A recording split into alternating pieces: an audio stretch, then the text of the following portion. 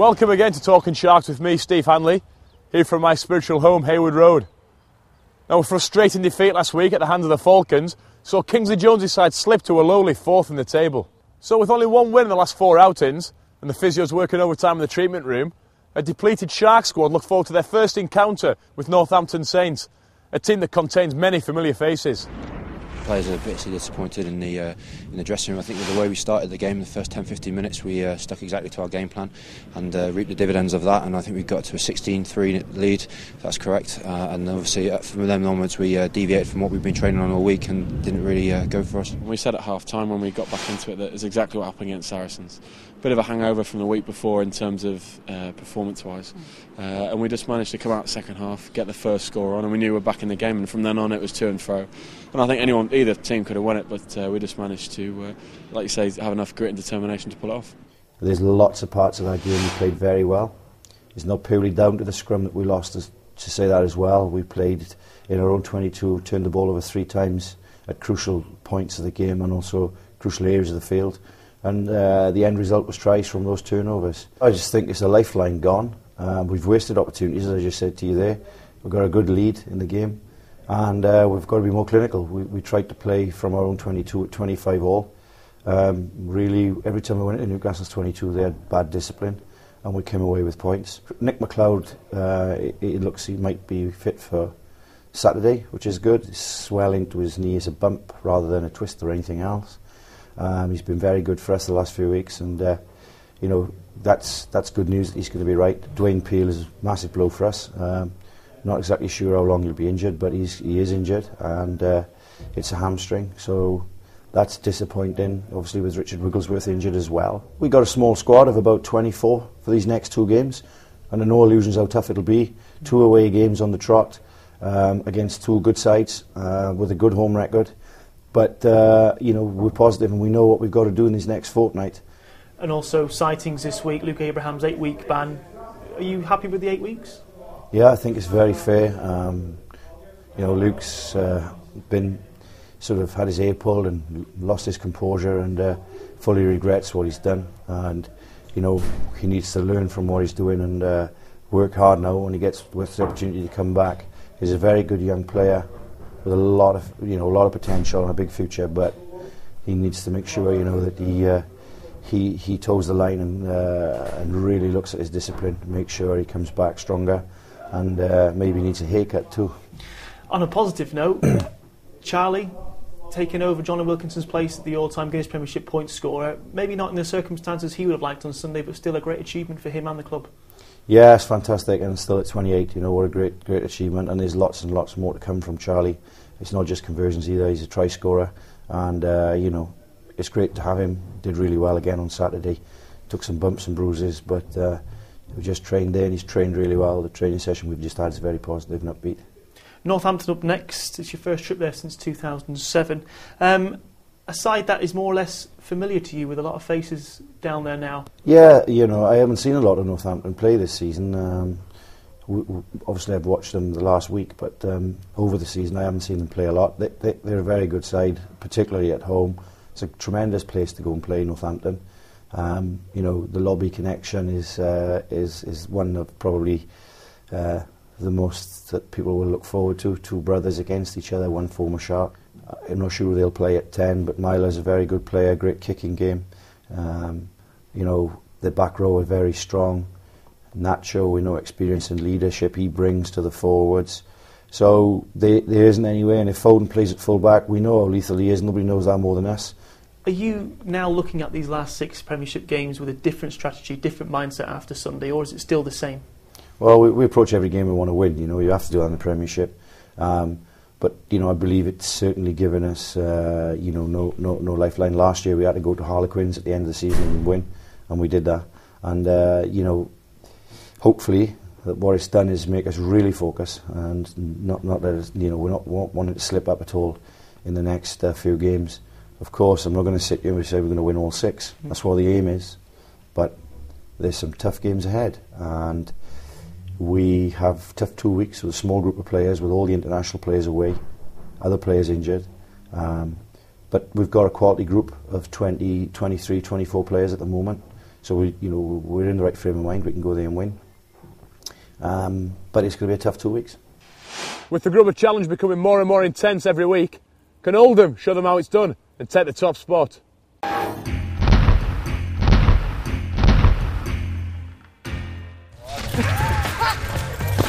Rob Fryer, back row, aka Big Bad Bosher.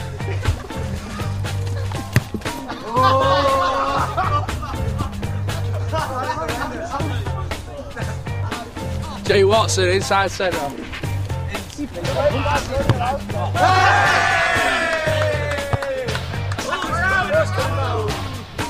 Mark Martin, inside centre.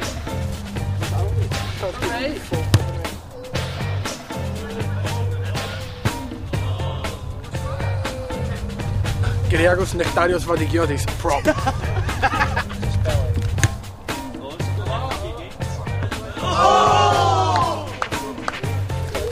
Items and play prop.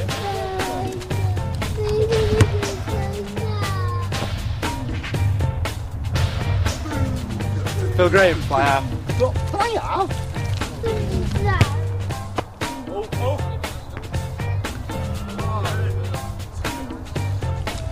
Andrew Gorey, winger.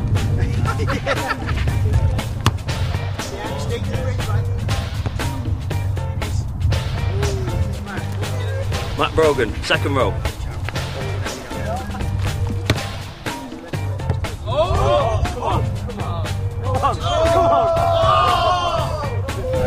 Pete Scrivens, scrum half.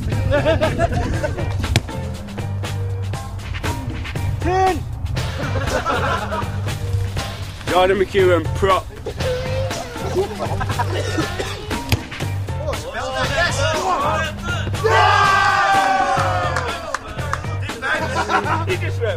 Shame on you! That was close. That not go in? Yeah. 2 weeks ago at Grove Park, saw a Jet side take on resurgent Manchester, who were still looking for National League 1 survival. With the Jets unbeaten in their last 9 outings, could they make it 10 out of 10? Dave Parkinson was our man in the gantry. Nice little movement there from Maxwell, but the kick wasn't really on. Manchester trying to counter. This is Wainwright, drops it back to Taylor. Taylor tries to push it back to support, but that was really good work from Hills. Got between the Manchester player and the ball. Forced a turnover, an equally solid kick downfield. Wilson throws to the front. It was Collier who took it in, but it's been stolen. Jones then finding support. That was Hall on the run. Sail deep inside Manchester territory now. Throwing themselves at the try line. Towards it they go. And the try has been scored. Well, it was a case of the man being unstoppable from close range. And the man who scored it was Shaw, the number 6, forcing his way in. And it's left to young fly half Turton to try and convert. There's big raps on this fella. Played in the last Jets friendly. Straightforward conversion attempt. And it's 7 points to 0 in favour of the Sale team. Will they fancy a move from this position, Manchester? Moss keeps it at his feet. Runciman will pick up. Scoops it in field to Wainwright, who puts the step on, then straightens up. He's managed to brush his way through. He proved unstoppable from close range, put the step on, straightened things up, and touched down at the side of the post to make it 7 points to 5 with the kick to come. It's only a short game forward from the former Sedgley Park player. This is a good run, almost as far as the try line. Further drive taken, it's a try. Sale faced with a barrage of forward play. And in the end, the try being scored by Flynn. Chance of possession inside the Manchester half, it comes for them.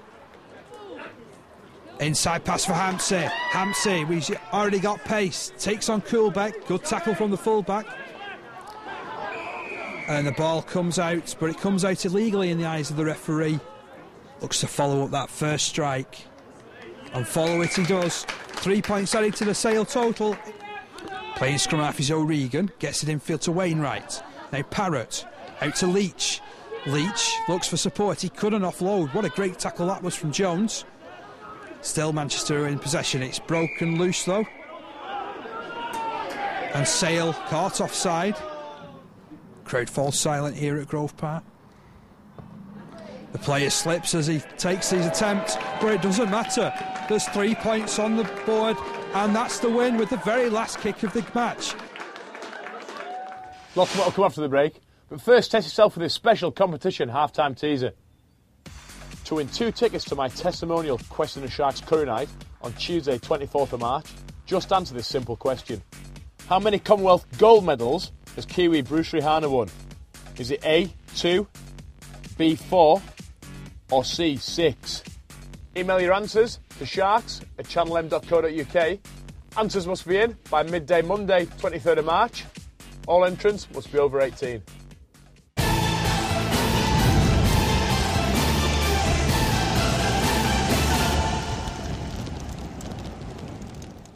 Welcome back to the show.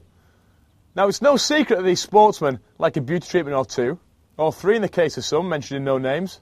Mr. Lee Thomas, Costa del Sol in a bottle. Hair straighteners, mascara and spray tans are things you might see on the outside. What about the inside? Well, my number 2, Will Perry, he took Sharks scrum half Chris Leck for a beauty treatment he'll never forget. Now listen, all the players have been telling me that you're a bit full of rubbish. Yeah, well. So I brought you along here, we're going to drain it all out of you. You're going to be a new man, you're going to be fresh, you're going to feel good. Are you nervous? Can I just tell you, I'm thrilled. Do you know what you're doing here? Thrilled. No. Get up there.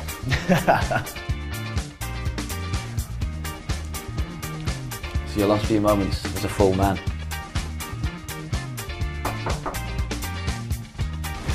Hi. Carla, nice to meet you. Yeah, I'm Will. Nice to meet you.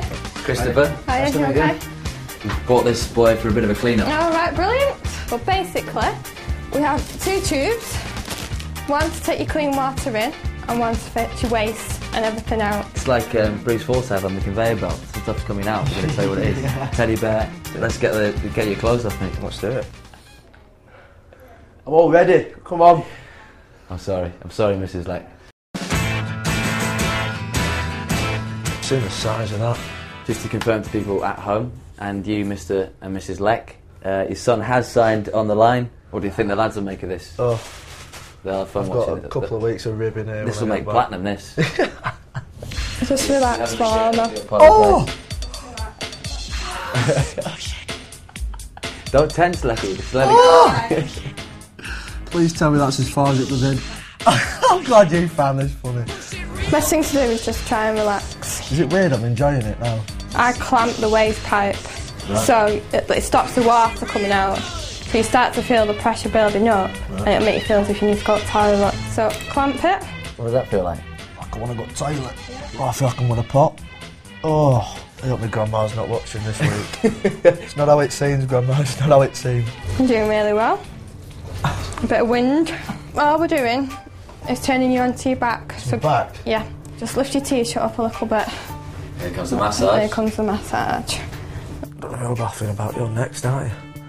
Now, Carla, there's a lot of girls that would pay a lot of money to be rubbing the stack in that way, in that fashion. Have you always been the stack? Has that always been your nickname? No. I get called T-Rex a lot. Why is that? Because of the band? Yeah, but no, I've got small arms. Oh, small arms. I feel like I'm on birth tables.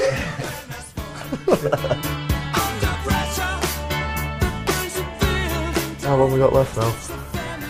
Halfway. Get out halfway. Seriously, where is the toilet though? I'm sorry, it's not that far. Right, we'll just turn you over. Final stretch. Right, are we ready to finish then? Okay, Chris, we've got the door for you here. Oh. Keep on running. Keep on hiding. You right there, Lecky? Oh yeah. Quite comfortable, yeah. That's bigger, that one. Which one? Went into mine. That's bigger. Knees as high as you can. Okay. Round 2, Willie bite. When you laugh, it's awful, isn't it? Don't laugh, it pop out. Oh my god, there it is. Oh, there's the pressure. Oh, now we're getting colourful. Are we? Yeah. What are you whinging about, Lucky? You're boring, you, aren't you? Got note inside you. Why has it come out? You've done that on purpose, Carla. No, you're alright. Hey, was that worse or better? That was worse than the first. Was it? The strangest interview in Manchester. Lecky, you've got your way. Yep. I'm doing the interview like this. I lost all my pride. We'll jump to the chase because everyone knows Big Phil. For those who didn't, well, not a lot of people know that you're the son of Academy Manager Phil. Yeah, I am. Big Phil Leck. Yeah. It's quite good having him around. He seems to be in the office downstairs a lot. It's only really time I get to see him during the week, with me being living over in Sale now and him back home. So yeah, it's good to see him in and about. We catch up for a coffee sometimes, but that's mainly where I see him, is in the office. So were you forced into it then at a young age, do you think? Was Phil not having any football? Was it straight really into was. it? Were you, honestly? As soon as I was 4, kicked in the van, because we had this little blue van that took us, because we had a news agent at the time, and that was to get all the stuff in. Kicked me in the blue van, you're going up to rugby, just because he was coaching and my brother was playing as well. And I'll be honest, I didn't really like it at the start. No, I made every excuse under the sun on a Sunday. As soon as Sunday came, I was like, I had a bit of a stomach ache or something like that, and tried to get out of it as much as I could, but he used to kick me in.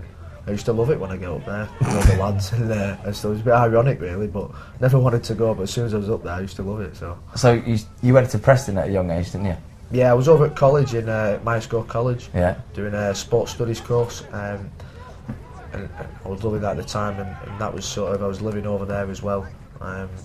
Started playing for Preston and loved it. Yeah, I got a few first team starts at a young age. And, the Grasshoppers. Yeah, I loved it through there. Yeah, it was good. Was Alex Kay involved at that time? He was, yeah. He was, yeah. It was quite good to get into a sort of a physical game of rugby at such a sort of young age. It was good to get used to it before moving. Your dad wasn't watching you, but how did you come to Sale? How did I come to Sale? I went to a school called Rossall, boarding school over in Fleetwood, and through there I was playing the age group rugbies and kind of progressed through the age group rugbies, and then as soon as the games came around, obviously the academy managers from all the clubs are going around looking for players and things, and shortly after, I think I was 16 at the time, I got invited to be in the Sale Sharks EPDG it is, and things went from there. The Jets, when he first came in, because there was a few guys that are now in the first team, that were playing for the Jets at the time, weren't they? Yeah, definitely. Yeah, it was the likes of Sean Cox. He's a regular now. Mark Jones, he's done fabulous this year. He's taken his chance while Bruno's been unfortunately injured, and he seemed to never look back from there. But no, I mean, the first time I came into the Jets, I noticed the speed of the game was quite a lot quicker than what I was ever used to. So I had to get into that quite quickly and try and adapt to that. But yeah, I mean, it's shown that there's a lot of players that come through that development in playing for the Jets, and like I said before, you have to look in the first team now for the amount of players that have come through the Jets, and it speaks for itself really. So what about your Sharks debut? Do you remember that sort of week when you were going to play? Loved it, yeah. Harlequins? Week, yeah. It was Harlequins away, I think it were. 2007. Yeah, I think we got a bit of a tubbing down there at the end of the year. I think it was the last game of the season. I don't think we could win the Premiership or go down or anything, so I think it was a good chance to show some young players and see what they could do in that sort of environment. And yeah, I got about 10 minutes at the end and absolutely loved it. It seemed to go really quick though, so I can't really remember much of it. It seemed to be on the pitch, and then the next thing it was a full-time whistle. So. And you had a few spells away, didn't you? Because you went down to Manchester for a bit. You went to Sedgley Park. Yeah. That's been good for you, has it? Oh, I've absolutely loved it. Yeah. I mean, for Division 1 rugby, it's quite sort of a physical environment. So as soon as you get to, if you do get picked for the first team, you seem to be already sort of battle hardened up, and I think you've been in that sort of environment with ex-professionals you're playing against all the week in, week out, and it's a really good competitive league to be in and play in week out. You must have watched a lot of rugby as a kid. I don't know, well, I certainly did, but obviously you've been far more involved. You must have watched a lot, watched people that you wanted to play like. Did you have any idols, any scrum half idols? Yeah, Matt. Kieran Bracken in there, anyone like that? I know it sounds ironic, but I did actually quite like watching Dwayne Poole as I was growing up, because I was quite young when he first came on the scene. And when he went to the Lions and playing, I did actually really enjoy the way he plays. And I do like Byron Keller as well. I think he's a strong physical scrum half. Yeah, and I do enjoy watching him play as well. So them two really have been quite. That must be weird for you though. When Dwayne first came in, what were your reactions when he was signing for the? Yeah, well, it must have been weird around the training. Yeah, to be honest, I get a bit. Personally, I get a bit starstruck sometimes if I don't see people. Asking for his autograph in the shower. There's celebrity there, but again, he's a lovely guy. What about this season? Because I've spoken to you a few times and I've seen you around, and Richard Wigglesworth, of course, when he's fit and ready, he's in theory above you in that pecking order. Has it been frustrating for you at all? It's been hard to get a chance, hasn't it? Yeah, it's always frustrating if you're not playing. But again, the way I see it is I've got in front of me are two international quality scrum halves, and what I try and do is learn as much as I can off them both. And obviously, when you get your chance to take it, don't hold back. And but no, I don't see it more as I see it more as a learning curve at the moment. In being able to learn off them, to sort of develop myself really and take my chances when I get given them. So. It's been a weird day for you because you could have done something a bit easier. Yeah. You could have done stuff with a guitar, musical, because you are musical, aren't you? And everyone said, you're a bit of a guitar hero. Yeah. You've got your own band. Tell us about that. Yeah. Give them a plug. We're called Cheap because we're not good enough to charge anyone yet. So we just play up at the local rugby club. My dad sort of plays the guitar and he sings a bit. Yeah. But your dad's in the band, is he? Yeah. Super. No, he's the main dog. Yeah. He's he don't confess to being a singer, but he does a good job. Yeah. My brother plays the bass guitar, but he's one of them annoying people that can play everything, sort of thing. So he can adapt to anything. I play the drums in it, and then another lad from the rugby club just comes up and plays as well, and we just have a few sessions before if we have a gig, and then we're off on that night. Anyway, rather you than me, boys. Apparently Will Perry's been seen walking around Barbados looking like John Wayne this week. And that's all for this episode of Talking Sharks. Join me next week where I reminisce with a former Sale Sharks legend about the glory days here at Haywood Road. It's goodbye from me, from Hanley's Corner. The real turning point at Sale came with Paul Turner. I think he just made an absolutely massive difference. First of all, he was just an exceptional rugby player, a very good coach, years ahead of his time. Certainly somebody that I learned a lot of about rugby. Great to play with, and we developed from there, got into the top league, and the players wanted to come and join us, and it just right at the event of professional rugby as well, so perfect timing.